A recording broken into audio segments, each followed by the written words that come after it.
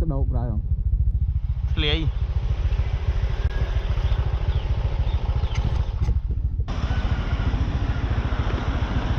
chân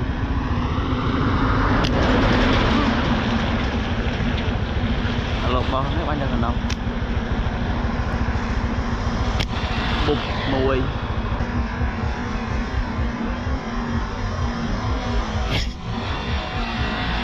bụp mùi bụp mùi ở đằng ra rồi bụp lập tả bạn lắm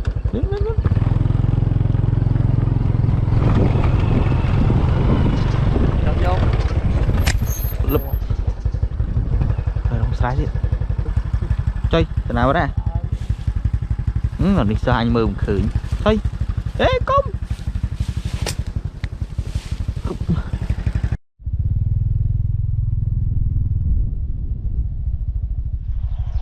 bạn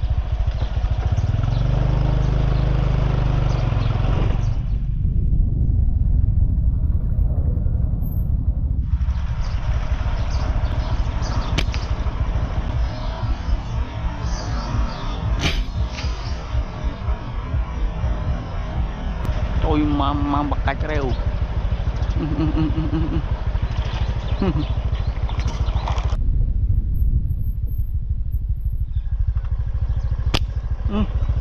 cậu ho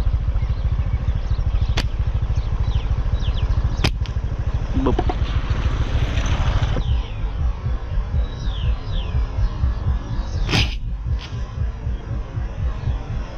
bụp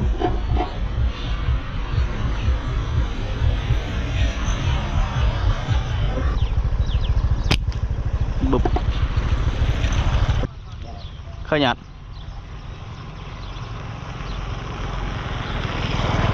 ở đây bây giờ anh tầm để tầm đó nâng tầm áp sát nâng không tầm cho được đây nâng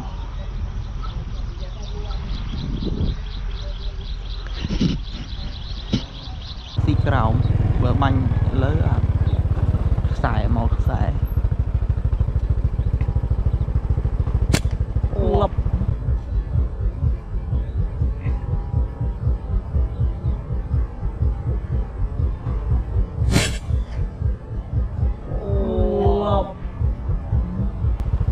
chơi đủ lệ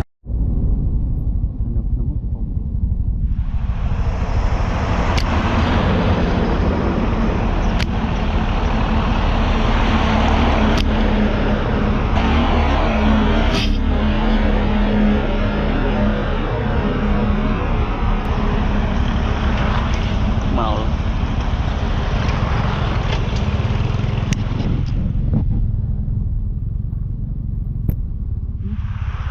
còn đi sắm nhá.